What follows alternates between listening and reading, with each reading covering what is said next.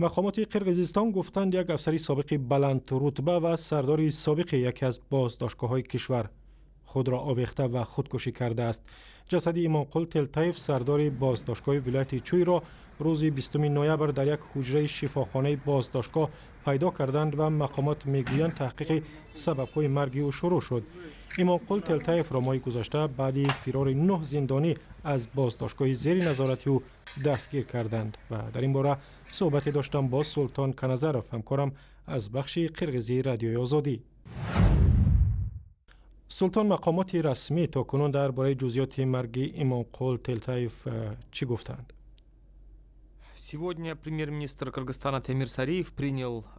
امروز تیمیر ساریف نخست وزیر قرقیزستان با سردار ریاست مؤسسه های اصلاحاتی کشور علیگ مامیرقولوف ملاقات کرد و به او دستور داد که چگونه رخ دادن این حادثه را موشکافانه تحقیق کنند.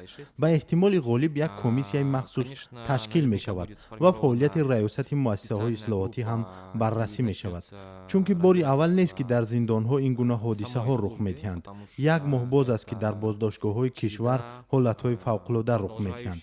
اول ماه گذشته محبوسان از بازداشتگاه رقم 50 که ایمانقل تلتایف سردار آن بود فرار کردند و هنگام فرار پاسبان‌های زندان را کشتند. بعد این فراریانی که هنگام تعقیب زنده مانده بازداشت شدند در داخل زندان هلاک شدند.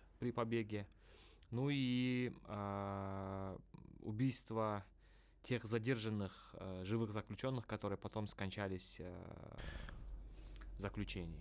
سلطان، تحقیق پرونده این افسر بلند رتبه سابق تا کجا رسیده بود؟ آیا خودش مستقیم به مساعدت به فرار محبوسان گناهکار دانسته میشد؟ Он был задержан 11 ноября этого года. ایمانقل تلتایف را روز 11 نوامبر امسال دستگیر کردند. او چند روز بعد از فرار محبوسان از زندان زیر نظارتش از مقامش آزاد شد و سپس ایمانقل تلتایف را به غفلت و یا سهلنگاری در اجرای وظیفه متهم نموده دستگیر کردند.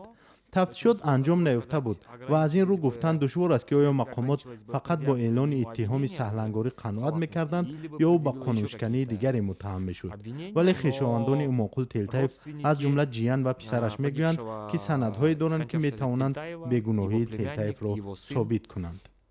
предоставляют и рассказывают общественности о наличии документов и приводят факты, которые могли бы быть послужить поводом для оправдания Тельтаева.